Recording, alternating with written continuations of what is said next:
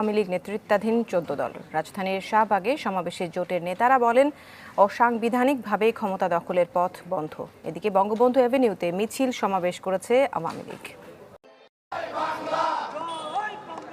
পূর্ব ঘোষণা অনুযায়ী বুধবার দুপুরে রাজধানীর বঙ্গবন্ধু অ্যাভিনিউতে ঢাকা মহানগর দক্ষিণ আওয়ামী লীগের বিক্ষোভ মিছিল।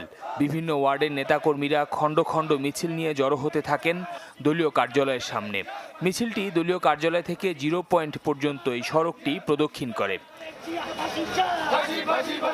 পরে ঢাকা মহানগর দক্ষিণ আওয়ামী লীগের সভাপতি বলেন, তারেক রহমান ও তার স্ত্রীর বিরুদ্ধে সাজার প্রেক্ষিতে বিএনপি কোনো সংঘাত করলে তা ঠেকাতে আইনশৃঙ্খলা বাহিনীর পাশে থাকবে আওয়ামী লীগ। এখানে দেখছেন জমায়েত আছে, ওয়ার্ডে ওয়ার্ডে আছে, থানায় থানায় আছে, আমরা জমায়েত আছি।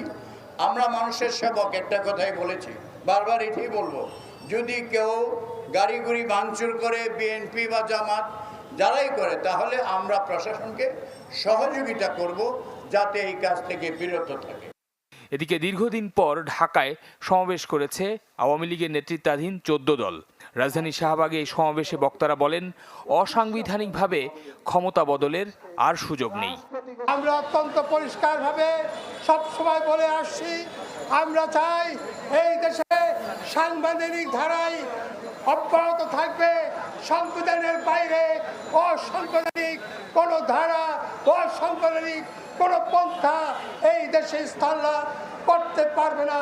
আমি হুঁশিয়ার করে বলতে চাই, আমেরিকা তোমরা থামো, বাংলাদেশের হাতে হস্তক্ষেপ করো না।